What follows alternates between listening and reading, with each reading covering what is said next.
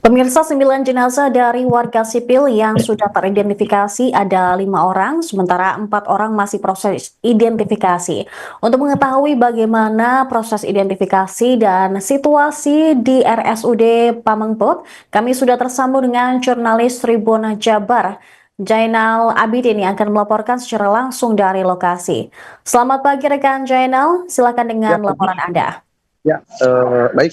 Untuk situasi terkini, bahwa tadi sebanyak 4 orang dari pihak TNI yang menjadi korban tewas pemusnahan amunisi kadaluarsa sudah diantarkan ke Jakarta untuk dimakamkan sesuai alamat. Keempat korban tersebut dari pihak TNI yang telah teridentifikasi adalah Kepala Gudang Pusat Amunisi 3 Pusat Peralatan TNI AD Kolonel CPL Antonius Hermawan. Sementara satu lagi ada Kepala Seksi Administrasi Pergudangan dari CPL Anda Rohana dan Koptu Eri anggota Pudpusu 3 Puspalat serta Pratu Aprio anggota Pudpusu 3 Puspalat. Menurut informasi yang dihimpun di lapangan, keempatnya diantarkan menggunakan ambulan dari Kodim 2 dan dari RSUD Guntur 2. Nantinya keempat jenazah langsung diantarkan sesuai alamat, 3 orang dari Jakarta dan 1 orang lagi dari Bekasi. Total ada 7 kendaraan yang mengawal 4 jenazah yang menjadi korban tewas pemusnahan amunisi kadaluarsa di Pantai Cibalong.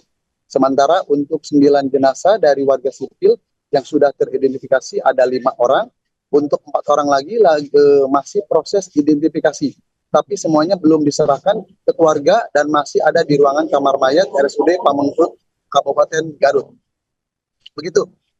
Baik, lalu terkait ini sudah ada 5 jenazah warga sipil yang teridentifikasi dan 4 lainnya masih dalam proses. Kemudian Zainal dari manajemen RSUD Pamengpeuk, apakah ada hal-hal yang uh, diminta dari keluarga korban untuk pengumpulan data ataupun identitas dari para korban warga sipil tersebut? Kalau memang sejauh ini memang sudah dikumpulkan dari tiap-tiap perwakilan keluarga diminta untuk tes DNA masing-masing keluarga. Adapun yang memang diminta itu ada dari anaknya, istrinya maupun dari orang tuanya. Sedangkan untuk 4 orang yang dilakukan identifikasi tadi itu selesai pada pukul 1.50 di dini hari. Tapi untuk kesemuanya mereka masih di kamar mayat. Sementara untuk keluarga pun masih menunggu untuk pemulangan jenazah tersebut dari 9 orang yang beralamat di wilayah Kecamatan Pamengpeuk, ada di Kecamatan Cibalong dan Kecamatan Singajaya. Untuk di Singajaya itu hanya 1 orang, sedangkan untuk di desa Kecamatan Cibalong ada 4 orang, sisanya dari Kecamatan Pamengpeuk yang masih berada di Kabupaten Garut. Baik, berarti semua jenazah dari warga sipil korban tewas ini masih berada di rumah sakit Pamengpeuk. Begitu rekan Ya, Zainal. ya, begitu Kemudian, memang. Ya. kemudian berdasarkan pantauan Anda di Rumah Sakit Umum Daerah Pamengpeuk saat ini, pada pagi ini, apakah keluarga korban juga masih menunggu atau adakah dari pihak TNI yang tiba ataupun yang ikut hadir di lokasi pada pagi ini?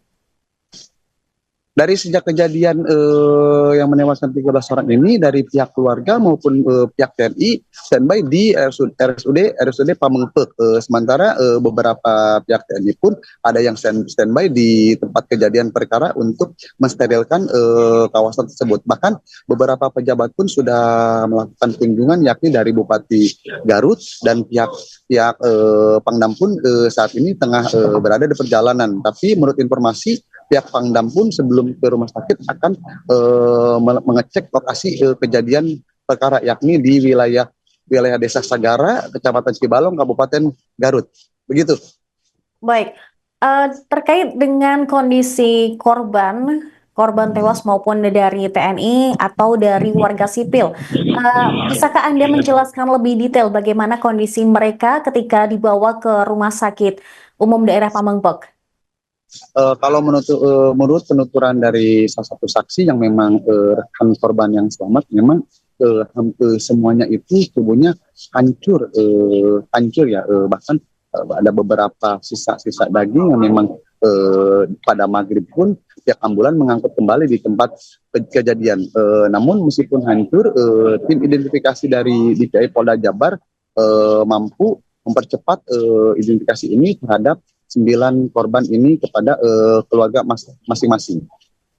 Karena Baik. memang ledakan memang ini cukup dahsyat ya, karena menurut penuturan satu lubang itu bisa diisi 70 amunisi yang sudah kadaluarsa. Baik, berarti bisa dikatakan bahwa kondisi korban tewas ketika dibawa sangat-sangat memprihatinkan. Kemudian terkait adanya korban luka yang dibawa di rumah sakit tersebut, apakah ada, rekan Jainal? Kalau untuk luka sendiri memang tidak ada, total memang semuanya dari 13 orang ini tewas di lokasi dengan kondisi sangat memprihatinkan, karena sebelum kejadian itu memang mereka mensterilkan lokasi. Namun ada lubang, ada sumur yang memang baru akan diledakkan, itu malah meledak ketika petugas dari TNI dan warga sipil itu saat mengecek 2 sumur yang sudah diledakkan. Dan memang untuk kegiatan ini biasanya kalau menurut penuturan dari saksi ini dalam sehari itu bisa ada 2 kali, pagi dan sore. Namun untuk kejadian ledakan itu terjadi pada pukul 9.30 dan sudah dilaksanakan sejak akhir bulan kemarin, gitu. Baik, berarti dalam 1 bulan ini sudah ada 2 kali peledakan amunisi kadaluarsa di lokasi tersebut, rekan Jainal. Ya, begitu.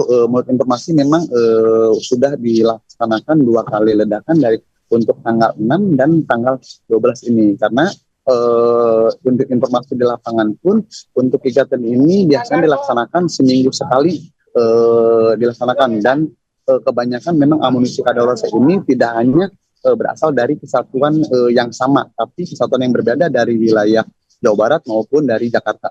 Begitu. Baik, terima kasih rekan Jainal Abidin, jurnalis Tribun Jabar, atas laporan Anda yang melaporkan langsung dari RSUD Pamengpek terkait identifikasi jenazah warga sipil insiden ledakan amunisi di Jawa Barat. Terima kasih rekan Jainal, selamat kembali bertugas.